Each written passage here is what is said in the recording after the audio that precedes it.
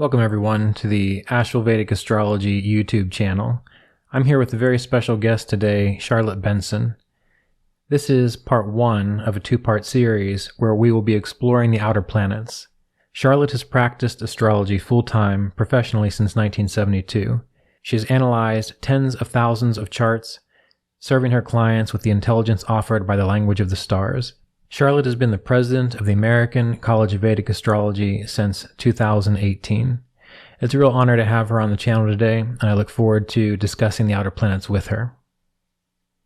Okay, welcome everyone. I'm here, as you know, with Charlotte Benson, a fantastic Vedic astrologer who's dedicated her life to studying astrology. And today we're going to be talking about the outer planets. So thank you for being here today, Charlotte. I appreciate it. Oh, I'm delighted to be here with you, Ryan. Yeah. So to get started, as a Vedic astrologer, that's not usually something that people put together with Vedic astrology is the outer planets. So from your perspective, when did you start utilizing the outer planets in relationship to Vedic astrology? Well, let me put it this way. I discovered the outer planets and started using them in my professional practice in 1972. Because back there in that era, there was, as a Westerner, there wasn't much access to Vedic astrology. So I started out as a Western astrologer, and outer planets are just part of the repertoire of Western astrologers. So then when I discovered Vedic astrology, thanks to Dr. Dennis Harness back in 1992 or 3 or whenever that was, I certainly didn't discontinue using the outer planets. I just added them because I had already had 25 years of experience in what an amazing impact they have on people's lives. So I've continued to use it and have been somewhat abused for that occasionally, but it happens. It happens. But as an astrologer, we're used to being abused by people that don't know things. So Right. So how do you use if a Vedic astrologer was wanting to learn more about this, how would you describe it to them to begin utilizing the planets, the outer planets in Vedic astrology? Well, I have to say that fortunately, the outer planets are an option in all the software programs, I think. Now, maybe all is an exaggeration. I remember that Dr. Andrew Foss got quite irritated with me about using the outer planets. So I don't know if it's in his software, but it's in the Bets Ephemeris, if it's so you can they're easily accessible. I mean, I assume any practicing Vedic astrologer has a software program and probably has access to the Bets Ephemeris as well. So they're all there. They're pretty straightforward. Let's call them, I don't know if you want to call them upagrahas. I don't know what you want to call them, but they actually exist. Yeah. You can see that one can see them, and they have a remarkably intense effect. Yeah. So how does like Uranus, Pluto, Neptune, how do they function within the chart? What do they do within the chart? Well, we'd have to separate those. Yeah. But that now the answer to your question may take some minutes here, Ryan. That's fine. But I would like to separate them because they each have very different functions. So and in terms of outer planets, what we're talking about is Uranus, Neptune, and Pluto. But if I may, just to backtrack just a tiny bit, Brian, people are saying, well, they're not in Brihat Parashara Shastra. But and so I got a good analogy the other day from my sister. She said, well, the dinosaurs were not in the Bible, but we still know that they existed and that they had an effect. So right. I think that's a pretty good analogy. But in the ancient Shastras, they did mention that somewhere in there, and I won't cite any of those, you can figure that out for yourself, but somewhere in the ancient Shastras, it mentions that astrologers or Jyotishis in the Kali Yuga will have access to use another 3 planets to help them because they're going to, Jyotishis in the Kali Yuga are going to be having a hard enough time. So here's 3 other tools to help you for humanity at that stage. Yeah. So if that adds any legitimacy at all, I mean, I don't feel that I need to do that because I've, again, based on evidence of Right. their influence. Right. They're really, really powerful force. But so, and they do have an individual impact on a person. So if we just start with Uranus, Mhm. and it is pronounced Uranus for obvious reasons. Yeah. So Uranus may be associated with Prajapati. Maybe I'm just Mhm. putting that out there if that makes people feel better about things. Mhm. So now Uranus is the planet of revolution. We could just say that Uranus is the planet of the unknown future. Uranus is the planet of self-realization, self-actualization, and so it's important for those reasons. Now you might legitimately say those are very broad ideas. Well, but they're necessarily broad so that they can apply to the general principles will apply in that specific way. Right. So Uranus is often acts through the agency of other people. Uranus is a planet of sociology, anthropology. When I see this prominent in a normal client's chart, I mean, not another astrologer, but in a normal client's chart, in the 10th house, for instance, I would say that that person is probably involved in human relations or people managing in a Right. certain. Uranus is the planet of groups of friendly strangers with a common cause. Mhm. Also, whether that's civic, social, community, or even political. Right.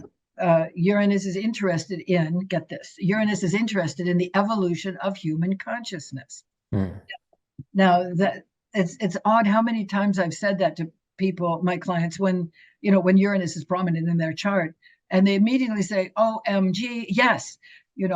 I measure the power of the statement based on how many nanoseconds it takes for a client to respond.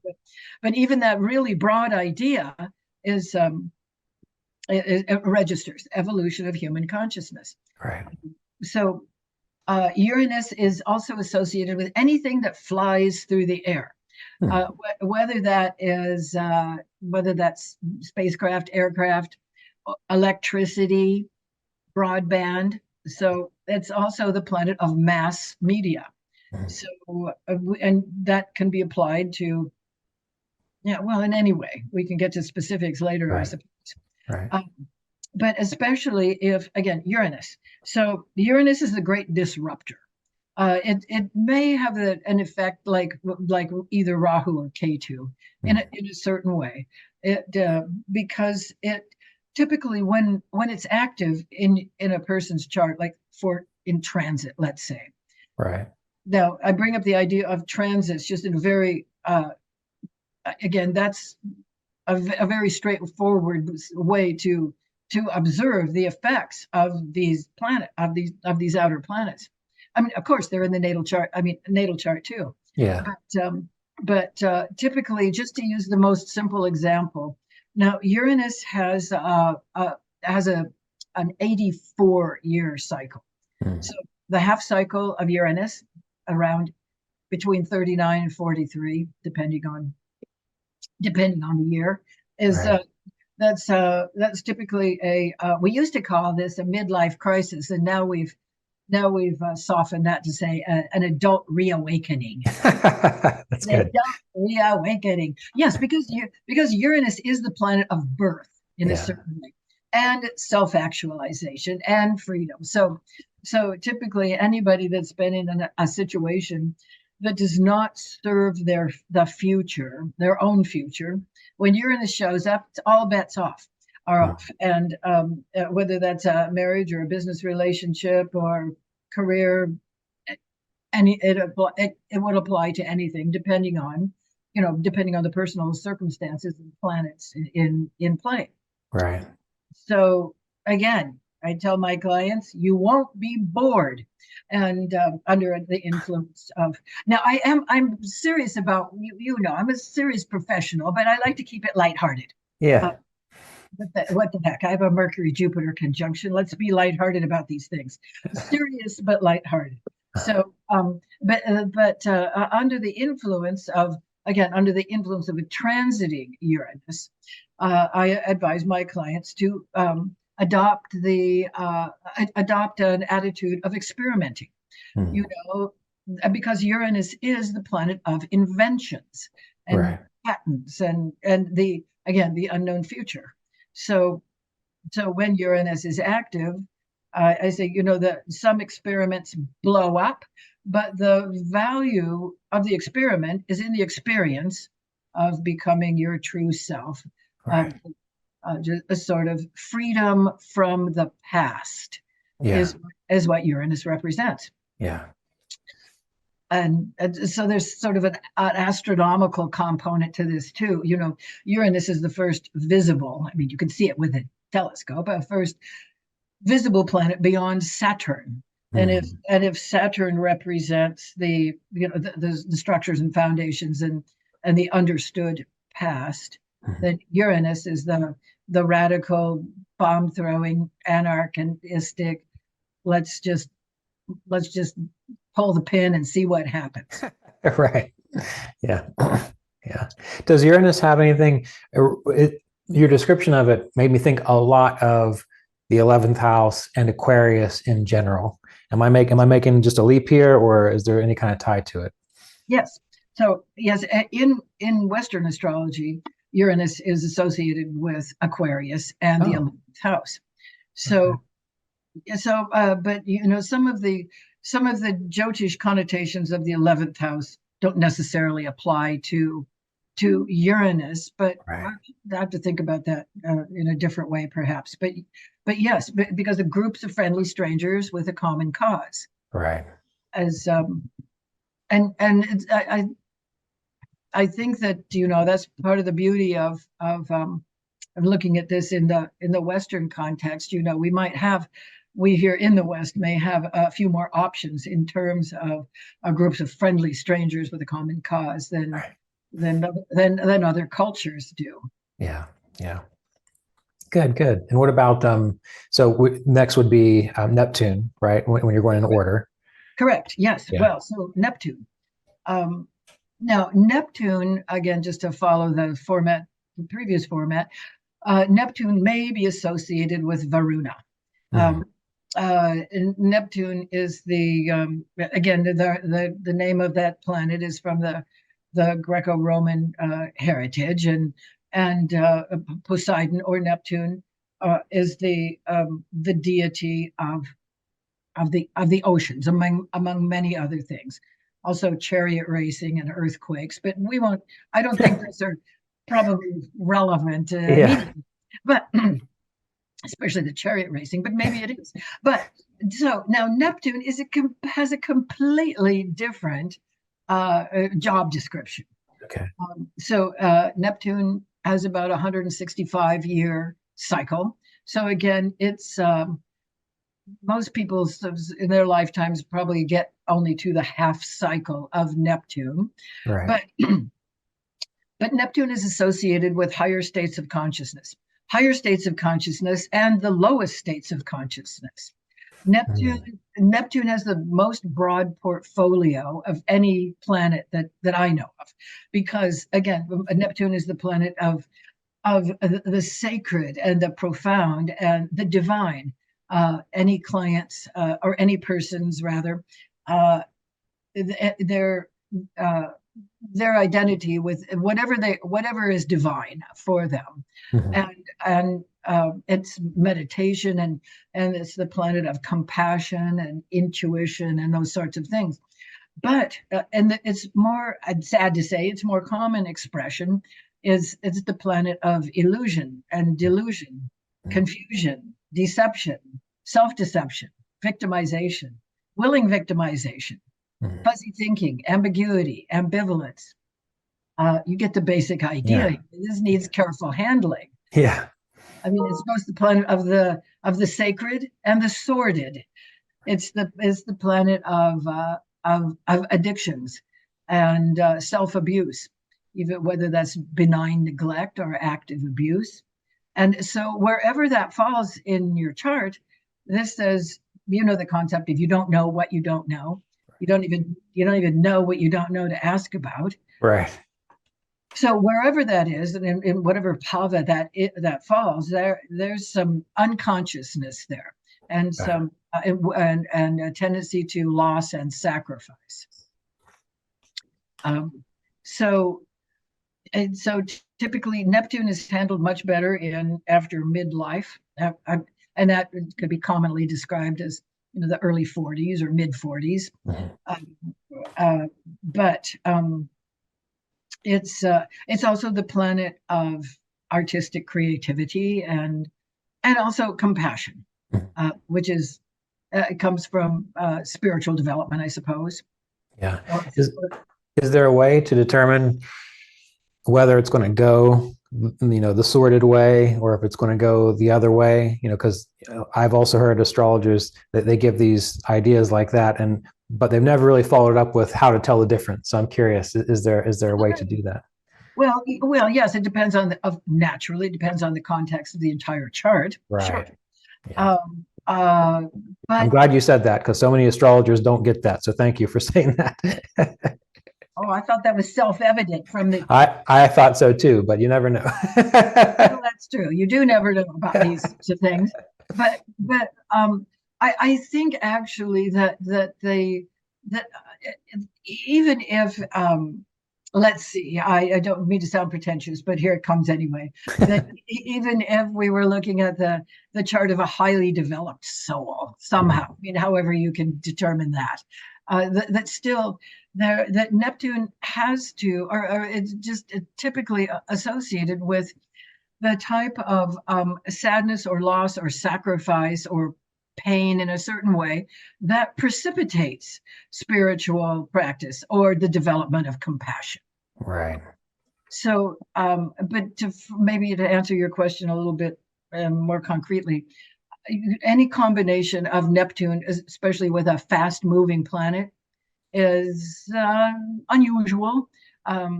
Any planet, the Sun, Moon, Mercury, Venus, Mars.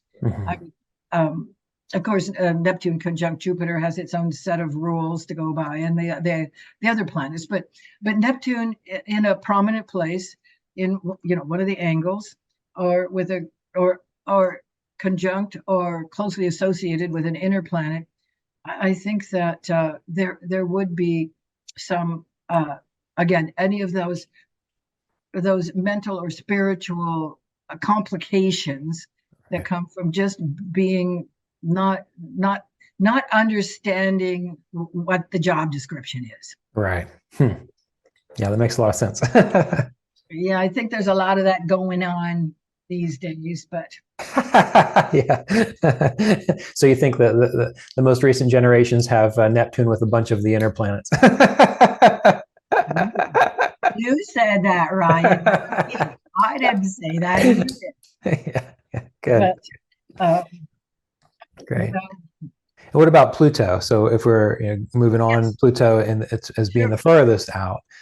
I have some ideas about Pluto, and most of them all seem to be just destruction. Oh no, we can't do that.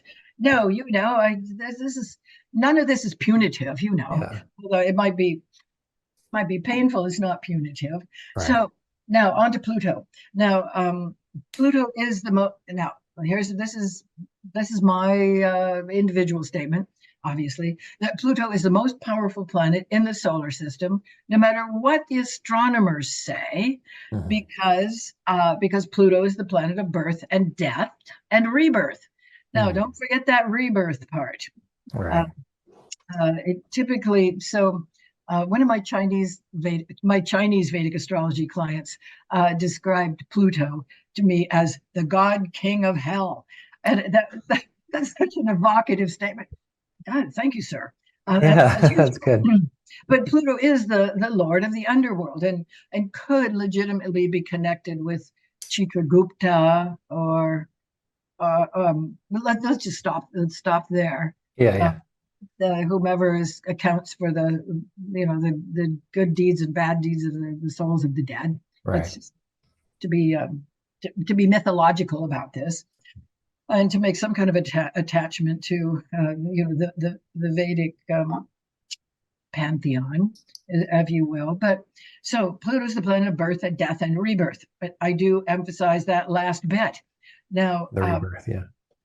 so my original thought about Pluto is that also Pluto is associated with hormones. Now I think that's interesting because is there anything more powerful than hormones? Right. Maybe that's too revelatory, but no, that makes a lot of sense to me. I mean, even when I think about when we're younger and we think about the music that we listen to, everyone says that's when music was good. And I think, why is that? It's because at that point in time, we had so many hormones and so much stuff going on within us that it made an imprint on us more deeply. But it's also objectively true. Right. Hardy har har. Well, so Pluto. Pluto is the planet of the theme associated with Pluto is power, use and abuse of power. Use and abuse of power. So yes, Pluto is the planet of birth and death and rebirth, and Pluto is the planet of other people's money, and it has to do also with again any sort of intense experience that will sort of purify the soul. That would, I mean, I don't usually say things like that, but once when you've had a Pluto contact, you will know it. Yeah. It is typically associated with coercion, manipulation, domination, and shadow issues. So again, there's the three invisible planets are associated with psychological issues. So Pluto's associated with shadow issues, and a simple approach to that would be to define anything that's ignored or repressed or denied or is morbid or decayed or obsolete. So I mentioned to my clients that are going through some kind of if Pluto's crossing over, especially an inner planet, as previously mentioned, I would say this is sort of like a psychic root canal. Or okay, that may be traumatic and sound really icky, but if there's morbid material there, it has to get out. And there's typically there can be some fairly dramatic and invasive ways that happens. Right. So yes. So it's very eighth house like as well. Like if I was thinking about houses, yeah. Okay. Yes. You make a very good point there about the eighth house, and I'm not sure that I mentioned that Neptune could be associated with the 12th house. Okay, yeah, I was wondering. It came to mind. Is it the 4th or is it 12th? So I get the 12th there. Yeah. Oh, definitely the 12th. Yeah. Okay. Again, both higher and lower states of consciousness. Yeah. So when you're thinking about these planets, these are just kind of quicker questions, but do they govern any signs, and are they karakas for anything? Do they function that way, or do you use them that way? Yeah. Oh, yeah, absolutely. Well, they're karakas for whatever I just mentioned. Yeah, okay. But not like people, not like your dentist or... Yeah, well, okay, working backwards on this, Pluto could be associated with your accountant or your ex-husband or wife, or the person in your life to which you have the most complex attachments because of an imbalance of power. Right. That is the thing about Pluto. Okay. And we see a lot of that in politicians lately. But well, yes, they could be associated with politicians. Pluto could be, or gangsters, or underworld figures. I've seen that in clients' charts, and I said, "Why is your husband consorting with gangsters?" I didn't like those people. I thought they were. So yes, or labor unions, right? Political parties, anybody that has probably too much power for their own good, and other people's money. It has to do with bankers. I tell my clients that there are 3 money planets: Venus, the planet of money; Jupiter, the planet of wealth; and Pluto, the planet of real wealth. However that is defined. Yeah, interesting. Hedge funds, REITs, that has a lot to do with money, especially other people's money, and the ability to leverage that to your own advantage. Debts, taxes, insurance are associated with Pluto. Mm-hmm. And and then working backwards, Neptune. Well, Neptune is people that live in the cloister, the ashram, the artists, the performing artists, dancers, especially ballet dancers, or dancers of any sort. I just confine myself to ballet dancers, but you can see that in a person's chart. But in terms of or your anesthesiologist, or people that live on the fringes of society, Neptune represents the disenfranchised. The people living under bridges are very Neptunian people. God bless them. They just haven't figured out how to manage to live on this planet. Maybe that's temporary, but the disenfranchised, disenfranchised, the disadvantaged, the poor, the sick, the confused, the people that are living in their own private Idaho. God bless them. Right. So, and then Uranus represents again a type of person that they are an outlier, but they function on a high level as an outlier. These are the iconoclasts, the inventors, the anybody that comes up with the Uranus represents people whose ideas are they're an idea whose time has come. They're very powerful in that way. So it's also a karaka of your own. On an individual level, they represent your social cohort, or your peeps and your posse, people that understand who you are based on how you are in the present, and as opposed to your family, who recognizes you as somebody who acted up when they were 6 years old. Or you get the basic idea there. Yeah. Okay, well, that's good. So they do definitely serve as karakas, and it does sound like they also serve as karakas similar to that sort of the house that they're kind of representing in a way, like the 12th and so on. Yeah. Yes, definitely. Yes, okay. They're associated with those traditional houses. Excuse me. Okay. Well, we're coming to the end of our time for this particular session, and those of you who are paying attention, Charlotte is going to be back with us not very long from now, and we're going to talk a little bit more about Pluto, Uranus, and Neptune. But before we go, is there anything that you would like to share with people, or that you would like people to know about these planets as it relates to Vedic astrology? Like a general idea or take-home point? Well, I would just highly recommend beginning to insert them in birth charts and transit charts, and just using those very simple connotations that I shared with you. See how that works, because those can often, I've seen that the movement of Uranus, Neptune, or Pluto often provide a level of information that one cannot see from the dasha sequences. I mean, what the heck? They're an added ingredient. You might as well look at it. They're pretty straightforward. Anything that I just mentioned are words that you could literally use and implement immediately. Yeah, excellent. Well, in our next section, what we'll be looking at, talking about how these outer planets impact certain signs and houses and other natal planets within the chart. And we'll look at how they affect relationships too. So until then, thank you for being with us, Charlotte. It was wonderful to see you. Yeah. You're welcome. I'm honored to be here.